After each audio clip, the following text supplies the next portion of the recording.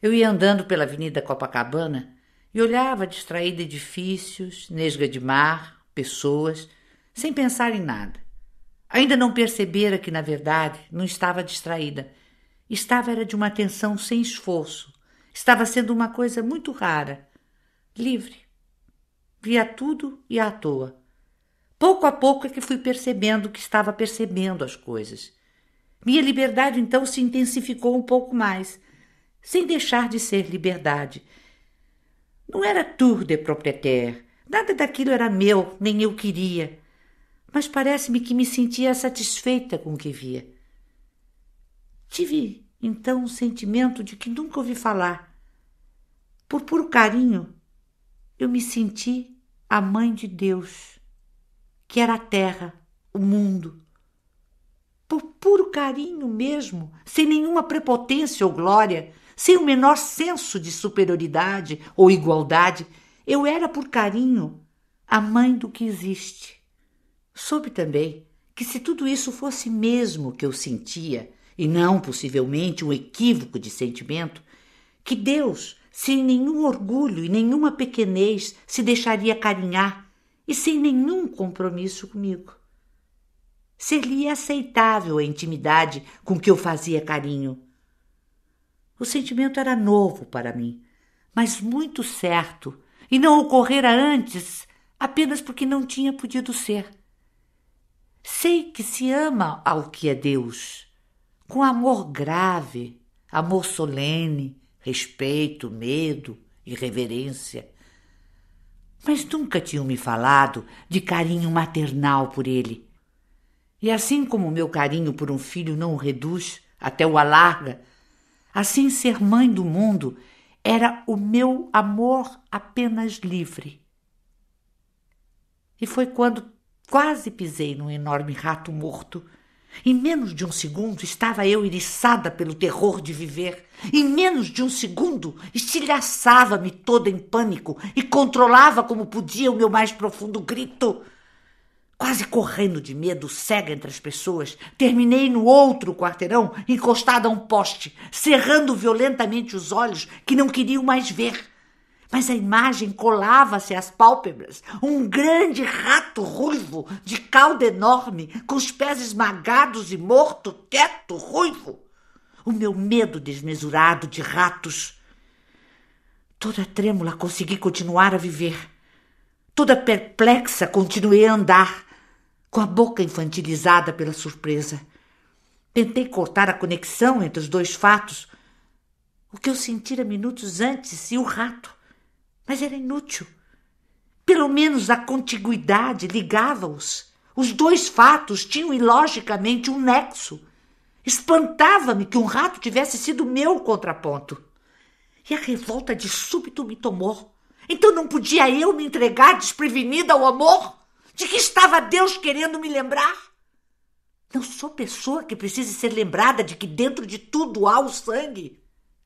Não só não esqueço o sangue de dentro, como eu admito e o quero. Sou demais o sangue para esquecer o sangue.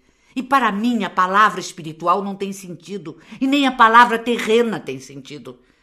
Não era preciso ter jogado na minha cara tão nua um rato, não naquele instante.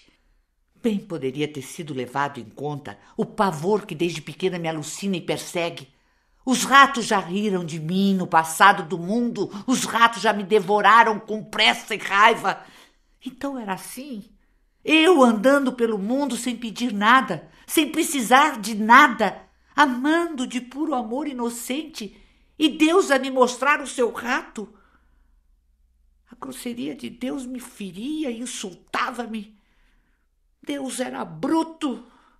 Andando com o coração fechado, minha decepção era tão inconsolável como só em criança fui decepcionada.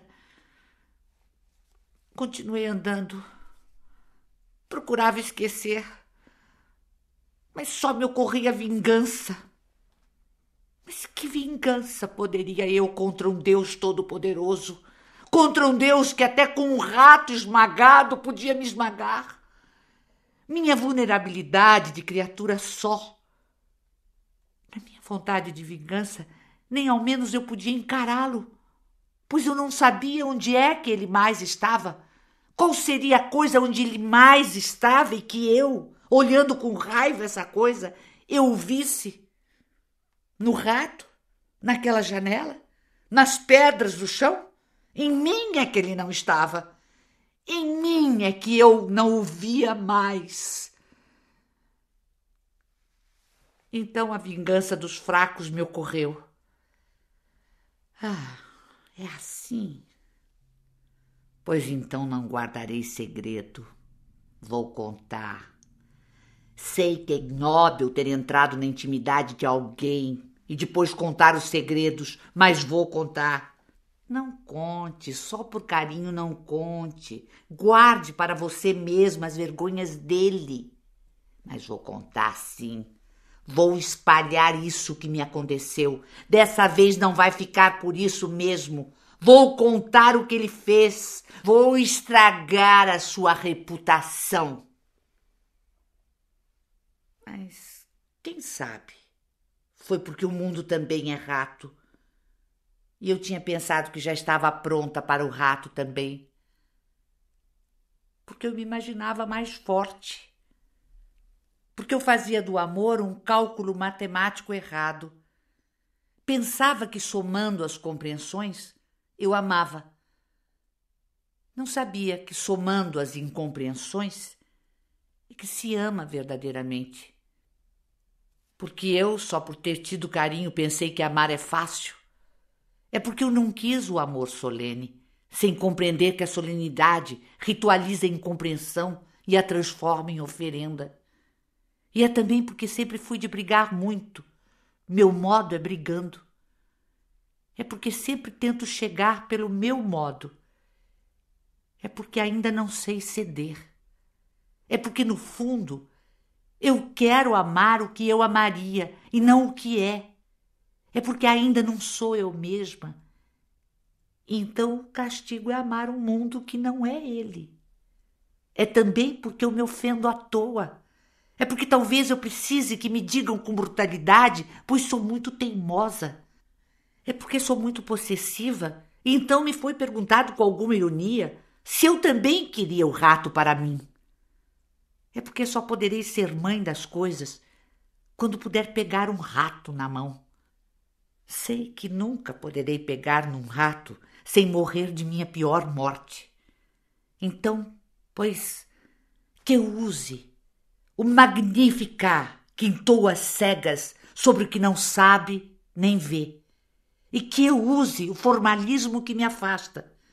Porque o formalismo não tem ferido a minha simplicidade, e sim o meu orgulho. Pois é pelo orgulho de ter nascido que me sinto tão íntima do mundo. Mas este mundo que eu ainda extraí de mim, de um grito mudo. Porque o rato existe, tanto quanto eu. E talvez nem eu nem o rato sejamos para ser vistos por nós mesmos. A distância nos iguala.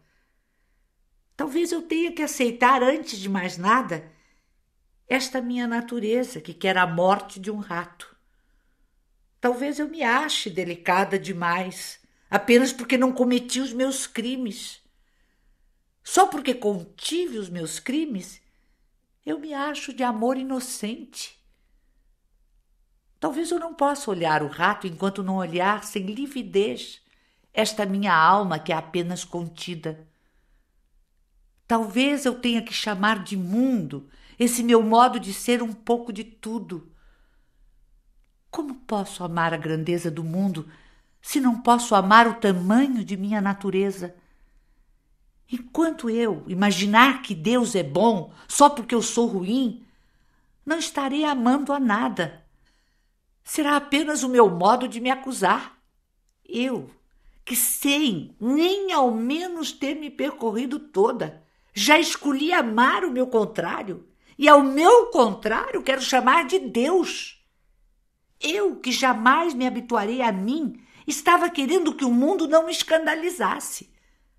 Porque eu, que de mim só consegui foi me submeter a mim mesma, pois sou tão mais inexorável do que eu estava querendo me compensar de mim mesma com uma terra menos violenta que eu.